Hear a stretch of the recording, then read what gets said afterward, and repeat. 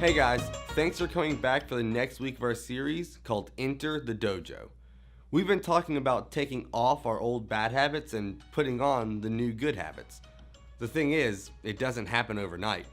The same goes for someone who might be in martial arts. To become better, they must be trained. It takes hard work and discipline to get better. And that is the purpose of a dojo. It's a place where someone in martial arts learns to take off the old habits of fighting for bad to fighting or defending for good. And as a follower of Jesus, we must learn the good habits of following Him daily, not just when we feel like it. Our memory verse for this series, Ephesians 4:22-24 says, "You were taught with regard to your former way of life to put off your old self, which is being corrupted by its deceitful desires, to be made new in the attitude of your minds, and to put on the new self, created to be like God in true righteousness and holiness." Today, let's talk about how we should take off hate and put on love. In today's Bible story, an authority of the law stood up to test Jesus. "Teacher," he asked, "what must I do to receive eternal life?" Jesus replied, "Well, how do you understand it?" And he answered, "Love the Lord your God with all of your heart and with all of your soul. Love Him with all your strength and with all your mind, and love your neighbor as yourself."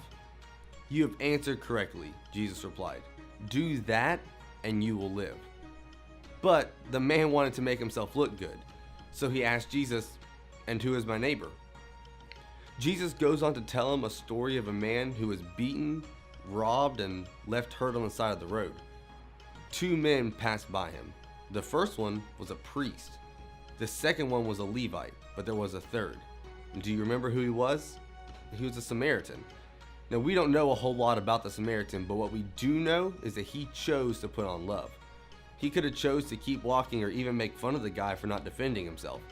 But instead, he chose to bandage him up and put him on his donkey and take care of him.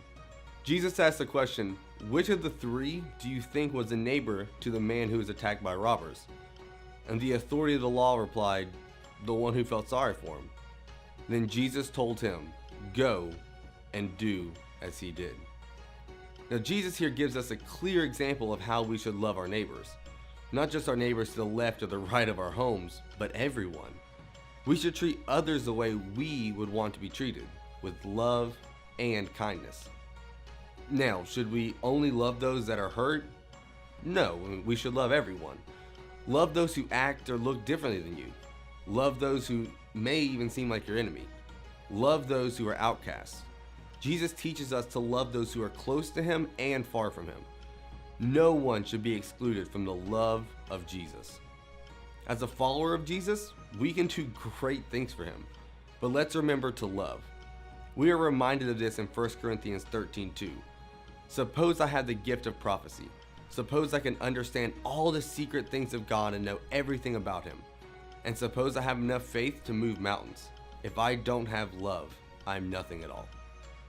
1 Corinthians 13 goes on to talk about love and how to love, but it ends on this.